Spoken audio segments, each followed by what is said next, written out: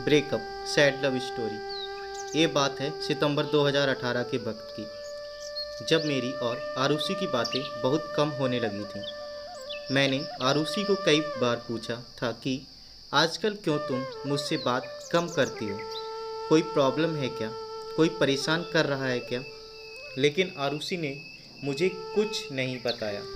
फिर एक दिन रात को 11:30 बजे मुझे आरुषि की याद आ रही थी और मैंने सोचा क्यों ना उसे बात कर लूं। जब फ़ोन किया तो उसका फ़ोन बिजी था।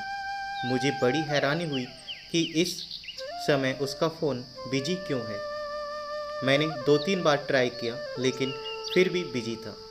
थोड़ी देर बाद आरुषि का फ़ोन आ गया और उसने कहा कि उसकी फ्रेंड नेहा का फ़ोन था और वो कल की कॉलेज असाइनमेंट के बारे में पूछ रही थी। मुझे थोड़ा शक हो चुका था कि आरुषि किसी और से बात कर रही थी। इसी तरह 1 महीना बीत गया और उस 1 महीने में आरुषि मुझसे बहुत कम बातें करने लगी थी। ये बात अब मुझे खटकने लगी थी। एक दिन मैं मार्केट में कुछ लेने के लिए गया था तो मैंने देखा कि आरुषि एक लड़के के साथ रेस्टोरेंट में बैठी हुई है। मेरा शक यकीन में बदल गया, लेकिन मैंने उस समय आरुषि को कुछ नहीं कहा। मैं वहाँ से चुपके से निकल गया। घर आकर मैंने बहुत सोचा कि कहीं ये मेरा प्यार एक तरफा तो नहीं है। मैं बहुत उदास था क्योंकि उस दिन मैं बहुत अकेला महसूस कर रहा था। अगले ही दिन मैंने आरुषि को फ़ोन किया और उसे मिलने के लिए बुलाया।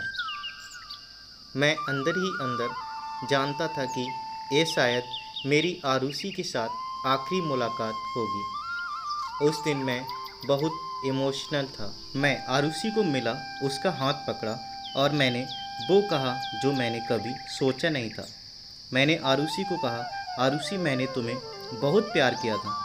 मेरा वक्त, मेरा दिल, मेरी फीलिंग सब तुम्हारे लिए थी, लेकिन तुम शायद बदल गई हो और इसमें कोई बुराई नहीं। वक्त के साथ हर इंसान बदल जाता है, लेकिन कम से कम मुझसे एक बार बात तो करके देखी होती।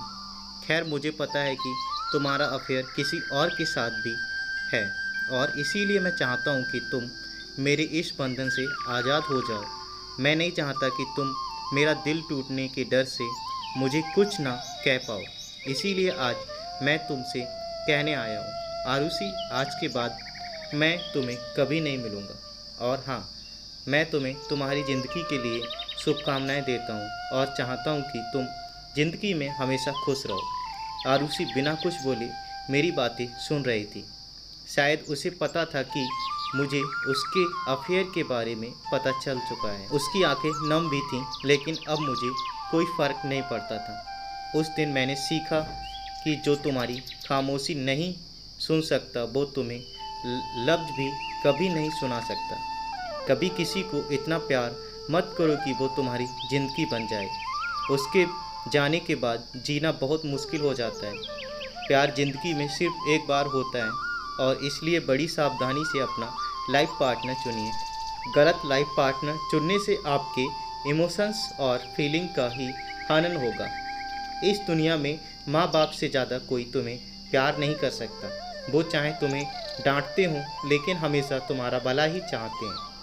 कभी किसी के साथ टाइम पास के लिए अफेयर मत करो।